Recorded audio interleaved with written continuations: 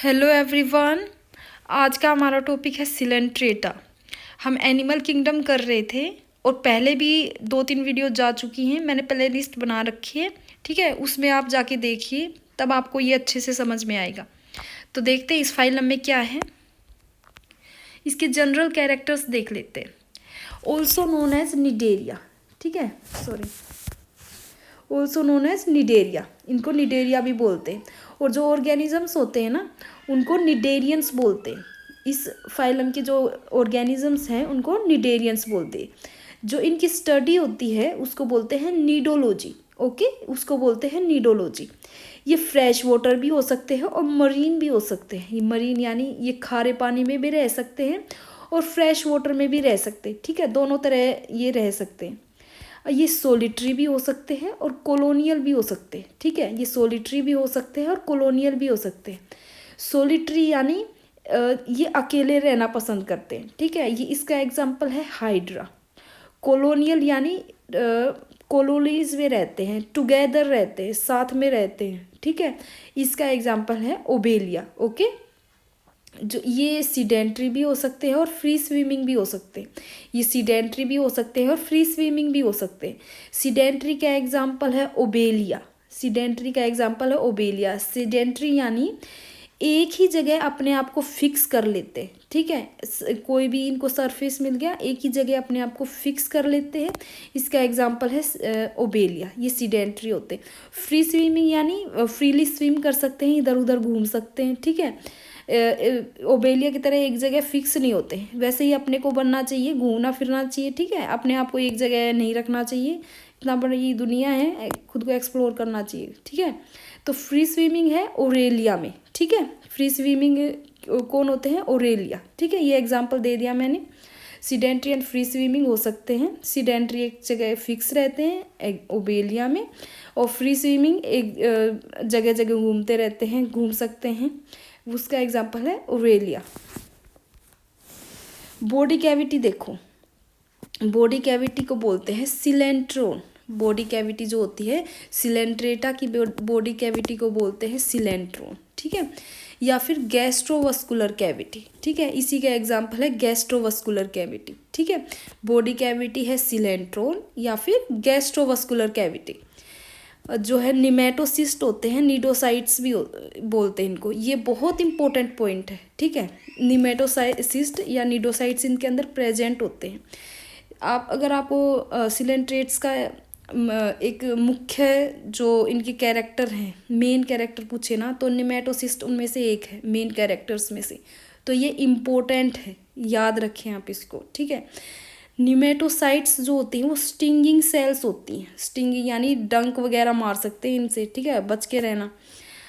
Stinging cells present होती हैं coelenterates के अंदर, ठीक है, जो कि ऑफेंस और डिफेंस में हेल्प करती हैं, ठीक है।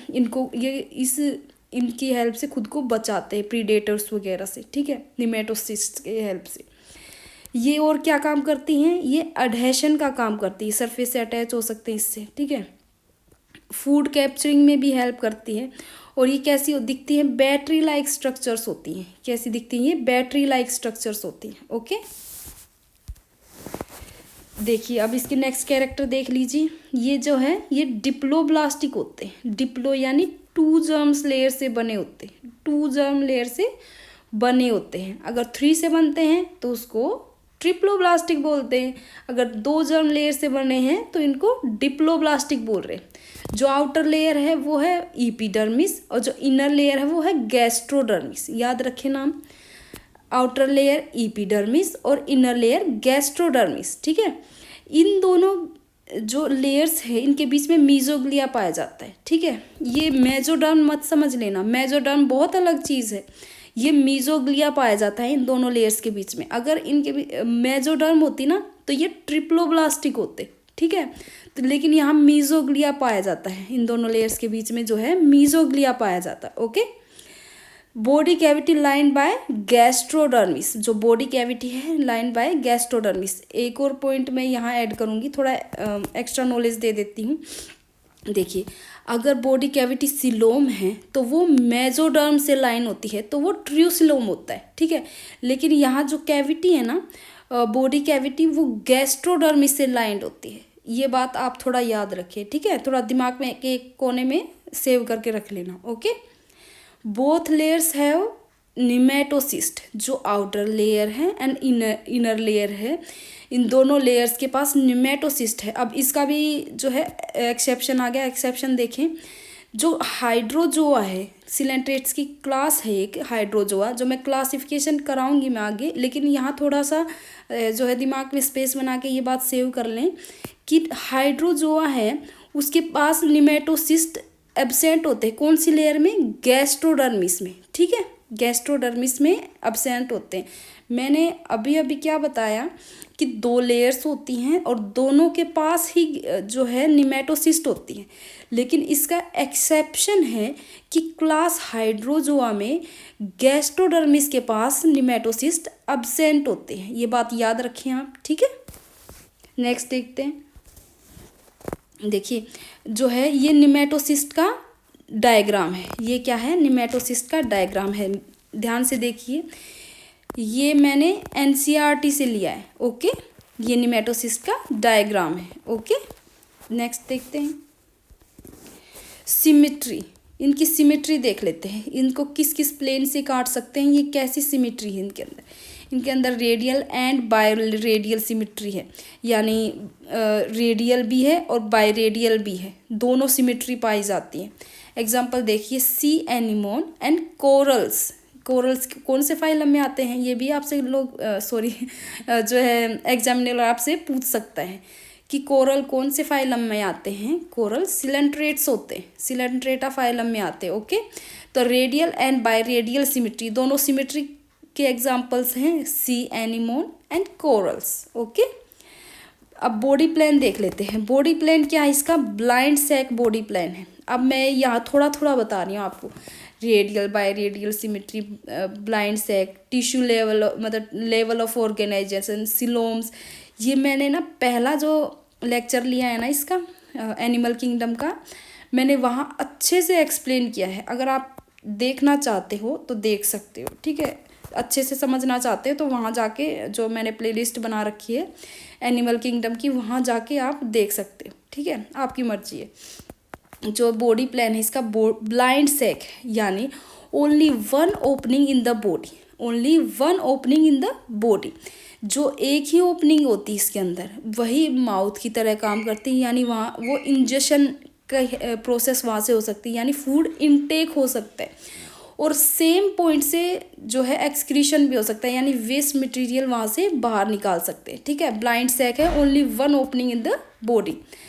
टिश्यू लेवल ऑफ ऑर्गेनाइजेशन होता है इनके अंदर, ये भी बात स्टार कर लीजिए। देखिए इससे पहले जो फाइलम की है ना, प्रोटोजोआ एंड पोरिफेरा, उनके अंदर मैंने cellular and multicellular level of organisation बताया। उसके बाद ये पहला ऐसा फाइलम है जिसके अंदर टिश्यू लेवल ऑफ ऑर्गेनाइजेशन मैं बता रही हूँ, ठीक है, जो सिलेंट्रेट्स के अंदर होता है tissue level of organisation. Okay, ये एसिलोमेट होते हैं, यानी सिलोम इनके अंदर अब्सेंट होता है। सिलेंट्रेटा के अंदर सिलोम अब्सेंट होता है।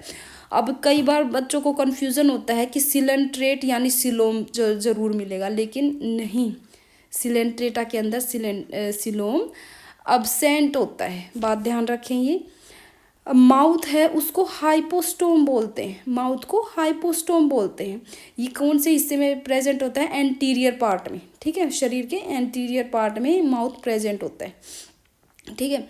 सराउंडेड बाय टेंटिकल्स, ये थ्रेड लाइक स्ट्रक्चर्स होती हैं जो माउथ के अराउंड मिलती हैं, उनको टेंटिकल्स बोलते हैं। जो माउथ है वो टेंटिकल्स से सराउंड होता है, बात ध्यान रखेंगे।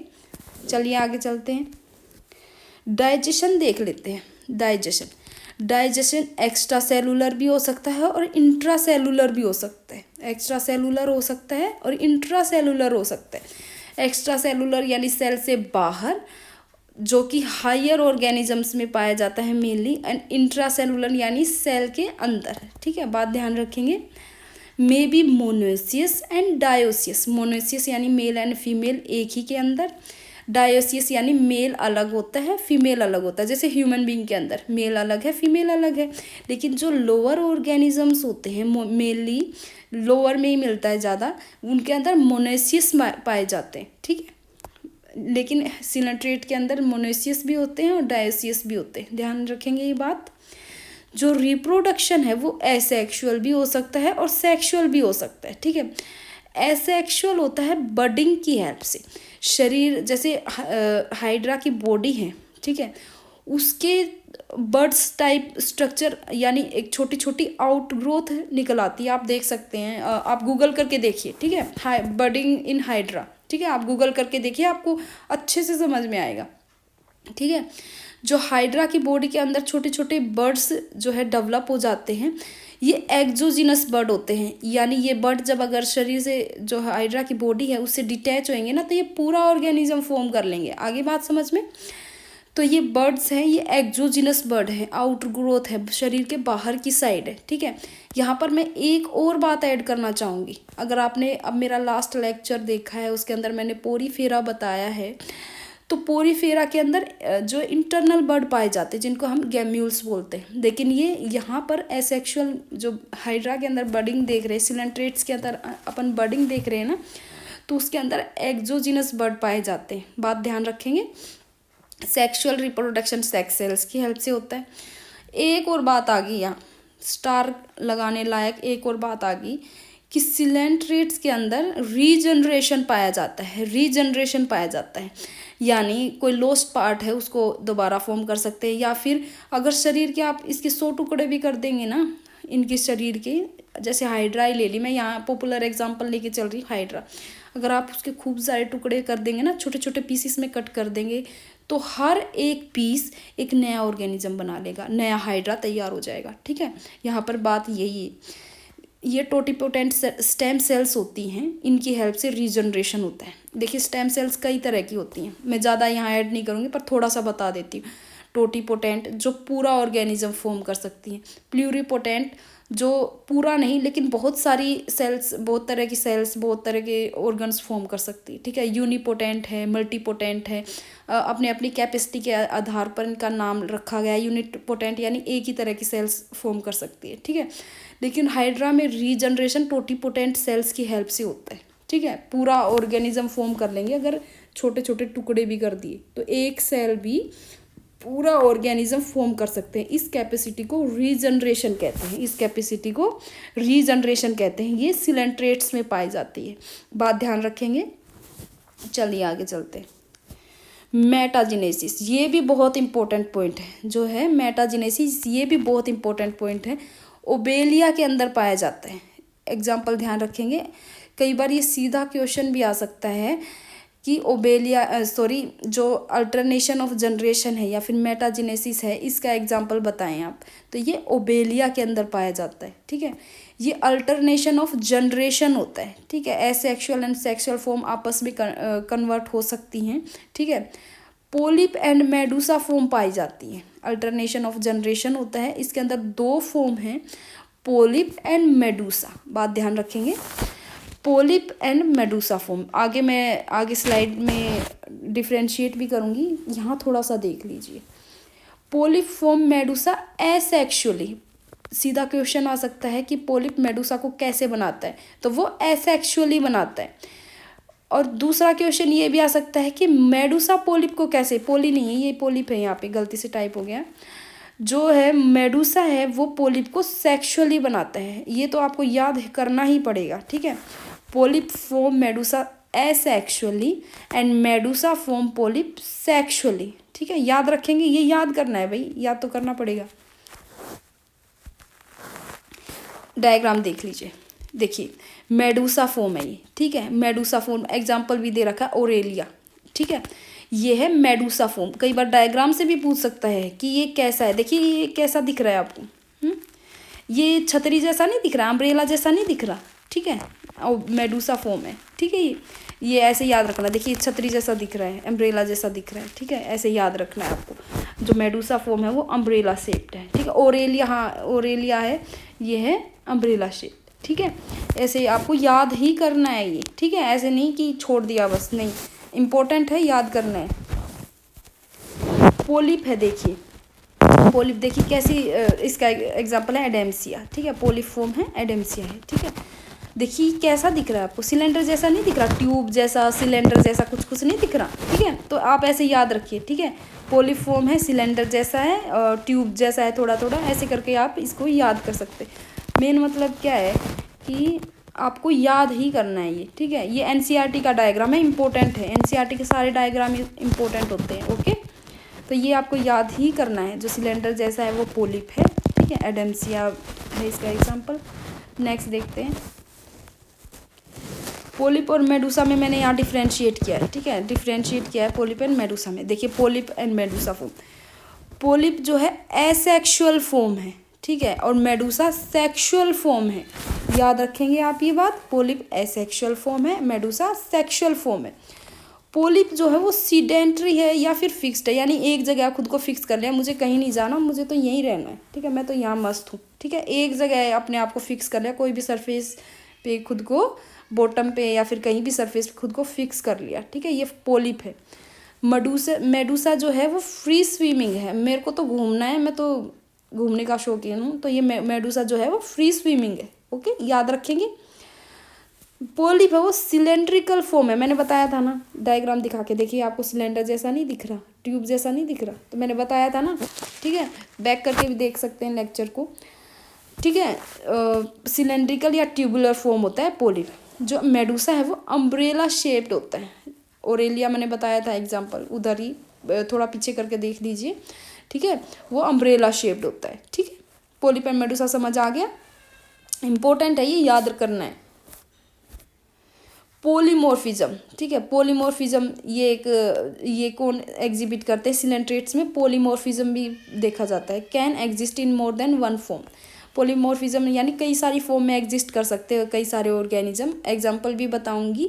तो polymorphism is shown by coelenterates, okay. और भी फाइलम है जिनके अंदर पोलीमॉर्फिज्म मिलता है, लेकिन यहाँ पे ये याद रखना, सिलेंट्रेट पढ़ रहे हैं तो सिलेंट्रेट में तो होता है भाई, पोलीमॉर्फिज्म सिलेंट्रेट के अंदर होता है। नोन एज जोइड्स, ठीक है, इनको जोइड्स भी बोलते हैं, ठीक है। ओबेलिया के जो है इम्पोर्टेंट एग्जाम्पल है, देखिए ओबेलिया पहले भी आया, अल्टरनेशन ऑफ जनरेशन में भी आया है, ठीक है। तो ओबेलिया बार बार आ रहा है, तो मतलब ये इम्पोर्टेंट है, ठीक है। ऐसे समझा करो आप थोड़ा। ओबेलिया है इस ट्राइमॉर्फिक फॉर्म, यानी इसके अंदर 3 फॉर्म्स होती है, polyp, medusa and gonozooids. Polyp, medusa and gonozooids, ठीक है। सेंस ऑर्गन देख लेते, सेंस ऑर्गन ओसिलाई है, स्टेटोसिस्ट है और ओल्फैक्टरी पिट्स हैं, ठीक है। ये इनके अंदर सेंस ऑर्गन है। और एक और इम्पोर्टेंट बात आ गई, जो नर्वस सिस्टम है ना, यहाँ से शुरू हो रहा है थोड़ा थोड़ा, यहाँ पहले वाले में नर्वस सिस्टम नहीं था डेवलप, यहाँ थोड़ा थोड़ा डेवलप होना शुरू है, पूरी तरह तो यहाँ सिलेंट्रेट्स में भी डेवलप नहीं है, बस थोड़ा सा यहाँ पे शो हुआ है, ठीक है। नर्व नेट्स जो है, न्यूरॉन्स वगैरह पाए जाते हैं, एपोलर न्यूरॉन होते हैं, मतलब बहुत ही लोअर फॉर्म ऑफ न्यूरॉन्स की है। जैसे न्यूरॉन्स बाइपोलर होते हैं, ट्राइपोलर्स भी हो सकते हैं, ये यहाँ पर एपोलर न्यूरॉन्स मिलते हैं, यानी ज़्यादा डेवलपमेंट नहीं है यहाँ पे नर्वस सिस्टम की, बात ध्यान रखेंगे, लेकिन नर्वस सिस्टम होता है, ठीक है। एक बार क्वेश्चन भी आया ये, नर्वस सिस्टम कौन कौन से ऑर्गेनिज्म में देखने को मिलता है, तो वहाँ पे हाइड्रा एक एग्जांपल था, ठीक है, सिलेंट्रेट का, ठीक है। तो इसके अंदर एपोलर न्यूरॉन पाए जाते हैं, पूरी तरह नर्वस सिस्टम डेवलप नहीं है, लेकिन होता ज़रूर है, यहाँ पे न्यूरॉन्स वगैरह होते हैं, ठीक है, ध्यान रखेंगे ये बात। चलिए नेक्स्ट देखते हैं, डेवलपमेंट देखिए, डायरेक्ट भी हो सकती है और इनडायरेक्ट भी हो सकती है। डायरेक्ट यानी कोई लार्वा फॉर्म नहीं होता, ठीक है, सीधी डेवलपमेंट हो सकती है, ये हाइड्रा के अंदर देखने को मिलती है। इनडायरेक्ट है वो लार्वा वगैरह बनते हैं इसके अंदर, डायरेक्ट बेबी नहीं बनता, सॉरी, डायरेक्ट ऑर्गेनिज्म पूरा फॉर्म नहीं होता इसके अंदर, जो है लार्वा वगैरह देखने को मिलते हैं। प्लेनुला लार्वा है वो ओबेलिया का है भाई, ये याद करना है, ठीक है। ओबेलिया का लार्वा डायरेक्ट अगर आपसे पूछ लिए तो आपको पता होना चाहिए कि वो प्लेनुला लार्वा है, ओके। इफायरा लार्वा है वो ओरेलिया का है, इफायरा लार्वा है ओरेलिया का, ठीक है। ये थोड़ा है, ज़्यादा कुछ नहीं है, बस इंपॉर्टेंट पॉइंट्स डालें, ये आपको याद रखना है, ओके। एक्जोस्केलेटन है वो कैल्शियम कार्बोनेट का बना हुआ होता है, ठीक है। एक्जोस्केलेटन कैल्शियम कार्बोनेट्स का बना होता है, ये इसका एग्जांपल है कोरल्स, ठीक है। कोरल्स का जो एक्जोस्केलेटन है वो कैल्शियम कार्बोनेट का बना हुआ होता है, बात ध्यान रखेंगे। जो है कोरल्स हैं वो सोलिटरी भी हो सकते हैं और कॉलोनियल भी हो सकते हैं। मीनिंग मैंने पहले बताया था, सोलिटरी यानी अकेला रहना पसंद करते हैं, वो है रेड कोरल, एग्जाम्पल है रेड कोरल। कॉलोनियल यानी कॉलोनीज में रहते हैं तो वो है कोरल रीफ बनाते हैं वो, ठीक है। जो जब ये कॉलोनी में पाए जाते हैं ना कोरल्स, तो ये कोरल रीफ बनाते हैं, बहुत इंपॉर्टेंट होते हैं कोरल रीफ। गूगल करके देखिए एक बार कोरल रीफ को, ठीक है। नेक्स्ट चलते हैं क्लासिफिकेशन, क्लासेस देख लेते हैं। 3 क्लास है भाई इसकी, हाइड्रोजोआ, स्काइफोजोआ, एंथोजोआ, ठीक है।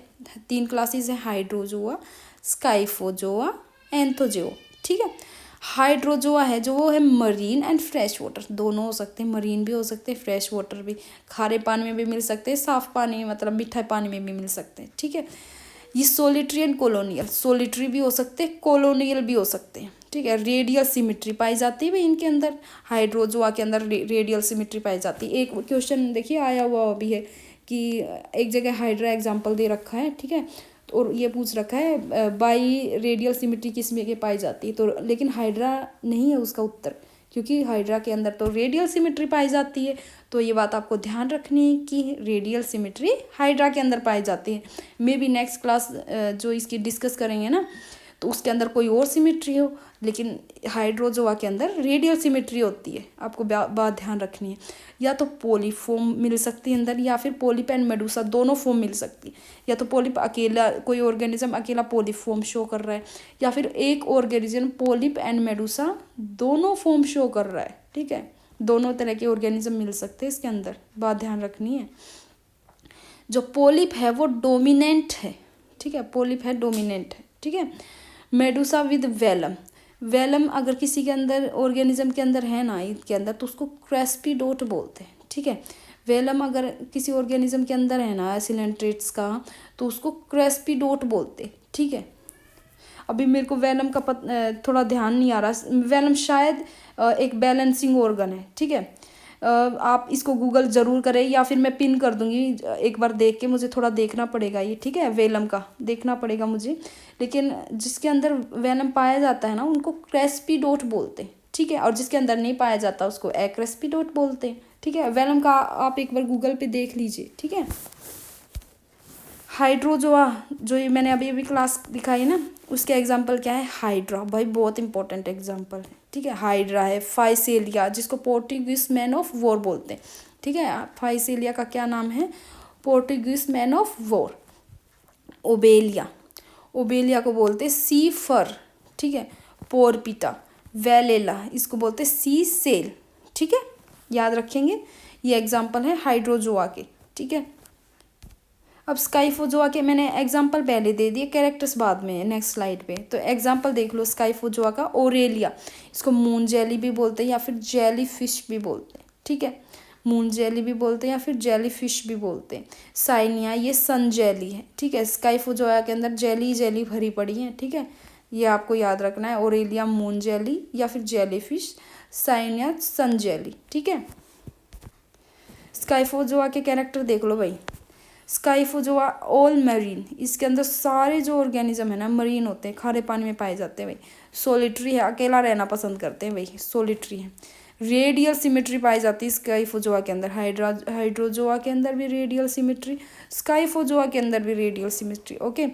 पोलिप और मेडूसा फॉर्म मिलते हैं, और एक ऑर्गेनिज्म के अंदर पोलिप एंड मेडूसा दोनों फॉर्म शो करेगा वो, ठीक है। यहाँ पर मेडूसा डोमिनेंट है, ओके। वहाँ पर क्या डोमिनेंट था एक बार देख लो, सॉरी जो है मेडूसा पोलिप डोमिनेंट था, हाइड्रोजोआ में पोलिप डोमिनेंट था, लेकिन जो स्काइफोजोआ के अंदर मेडूसा डोमिनेंट है, ठीक है। मेडूसा विदाउट वेलम, एक्रेस्पिडोट कंडीशन होती है स्काइफोजोआ के अंदर, ठीक है, याद रखेंगे आप ये बात।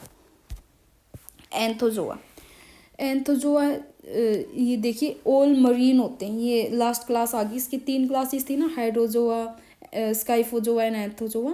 तो स्काइफोजोआ के एग्जाम्पल मैंने जेली फिश वगैरह पहले बता दिए थे, ठीक है।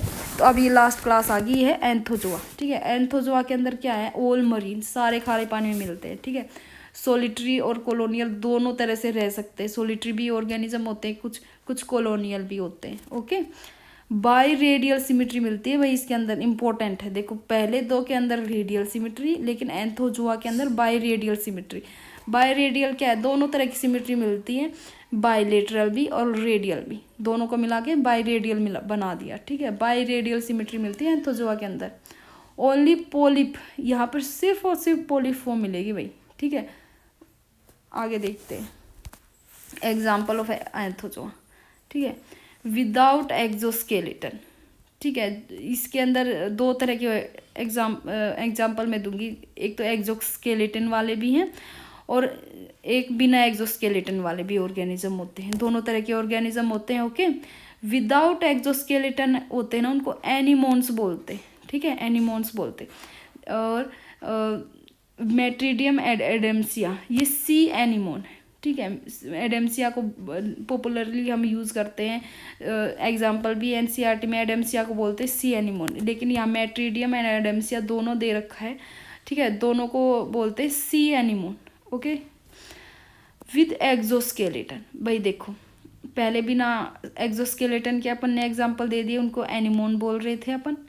अब एक्सोस्केलेटन के साथ देख लो, उनको कोरल्स बोलते हैं, ठीक है, जो जिनके अंदर मैंने बताया था ना कैल्शियम कार्बोनेट का एक्सोस्केलेटन होता है, ये कोरल रीफ भी बनाते हैं, ओके। तो एक्सोस्केलेटन होता है कैल्शियम कार्बोनेट का, एग्जाम्पल है कोरल्स।